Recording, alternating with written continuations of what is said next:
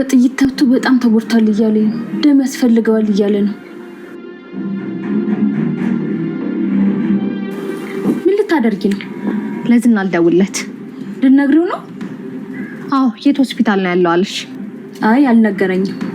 ደውይና ጠይቂዋ። አይ ለዝና ከነገርሽው አልደውልም። ደህና ነው አለኝ።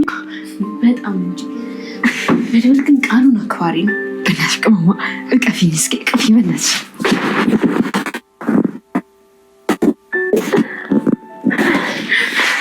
በጣም ነው ደስ ያለኝ። አሁን ሁሉም ደህና ናቸው አለኝ መድብል። ሞገስ ግን በጥይት ተመቷን አለኝ። ወይኔ ወንድሜ፣ ወይኔ ወንድሜ ሞገስ።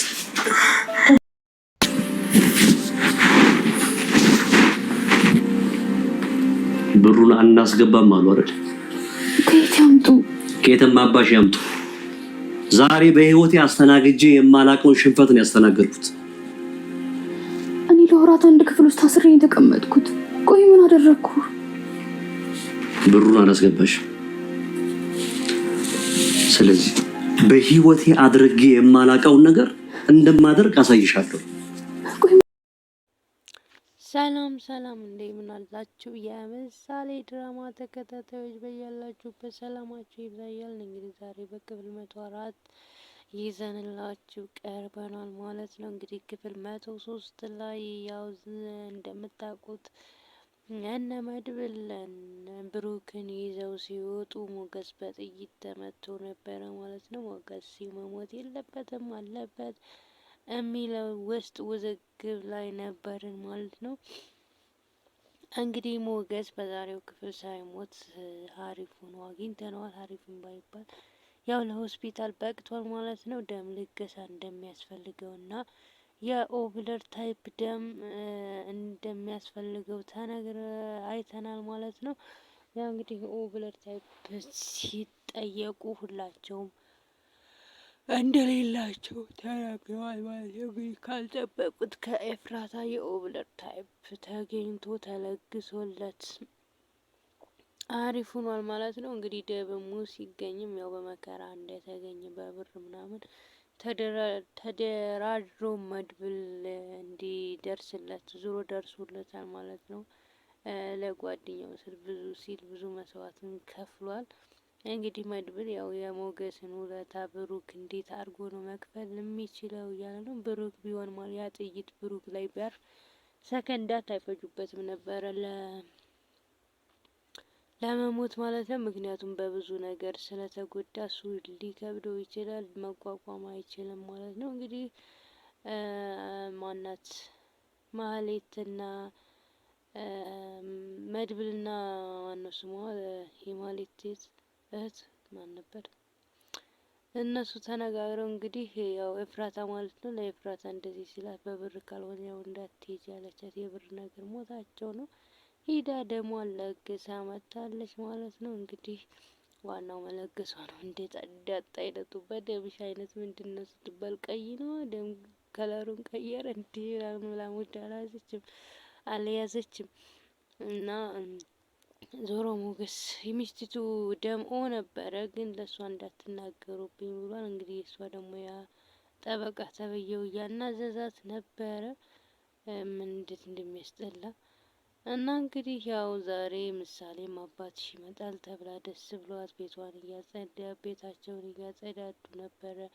እነዳጣም በጣም ደስ ብሏቸው ዛሬ ደስ ብሎኛል፣ እስኪ ነይ ቀፊኝ፣ እኔ ደስታዬን መቋቋም አልቻልኩም፣ ቡራ ተገኘ፣ አባቴ ተገኘ እና ደስታዬ ከአቅሜ በላይ ነው፣ ስለቴን አስገባለሁ ቡራ ከተገኘ፣ ኪድያ አላሳፈረችኝም እያለች ነበር ማለት ነው። እንትና ዳጣ ግን እኔ ማለት የመድብልና እንትና ጓደኝነት ደስ አይልም። ሲከባበሩ ምናምን ራሱ እንደ ድሮ ፍቅር በቃ ደስ ይላሉ። ቁጭ በል ቁጭ አትበል ምናምን ብቻ አሪፍ ነበረ፣ ደስ ይላል። እንግዲህ ያው ብሩክ ነው። ብሩክ በጣም ተጎድቷል። ግሉኮስ እና መርፌ ምናምን ሰጋግተውለት ነው እንጂ በምግብ በመጠጥ ጎድተውታል ማለት ነው። በተለይ ውሃ ጥሙ በጣም ጎድቶታል። ፈሳሽ ነገር ስለማያገኝ እንግዲህ ተንገላቱ ገብቷል ማለት ነው። ዝና ነው ዝና እንግዲህ ንግደለው እያልኩ አዋርደኸኛል፣ ዛሬ ተዋርደናል።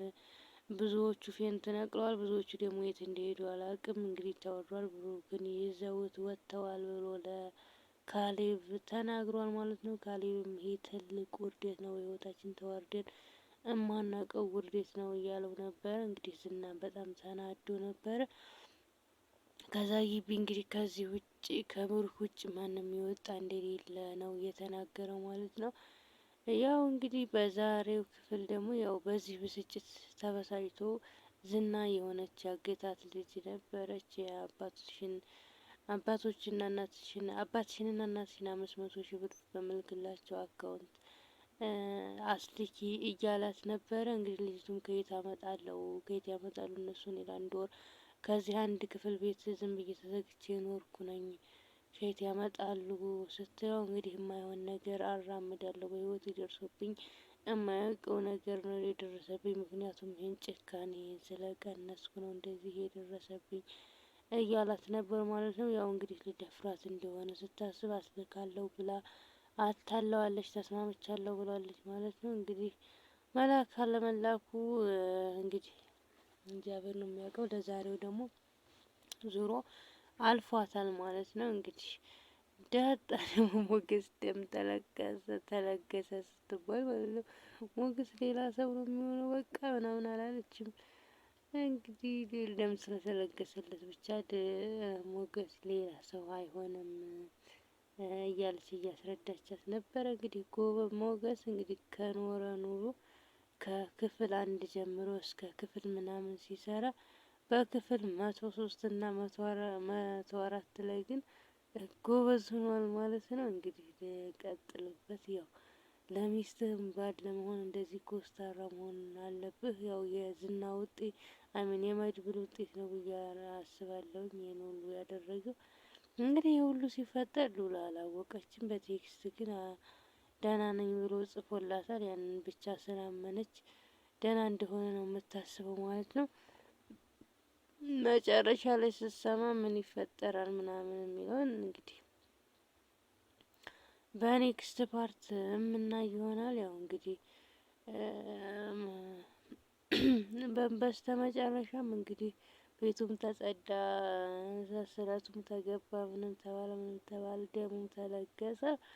ብሩክ ወደ ቤቱ ተመልሷል ማለት ነው። ወደ ቤቱ ግብ ሲገባ በሩን ማን ቢከፍትለት ጥሩ ነው? በመድኃኒዓለም ልጅቷ ማለት ነው። ልጅቷ ከፈተችለት ቢያንስ ልብስ እስኪቀይር ምናምን። ያው እሱ ራሱን አያውቅም፣ ማውራት ምናምን አይችልም። እንግዲህ በቀጣይ ክፍል የሚፈጠረውን እናያለን።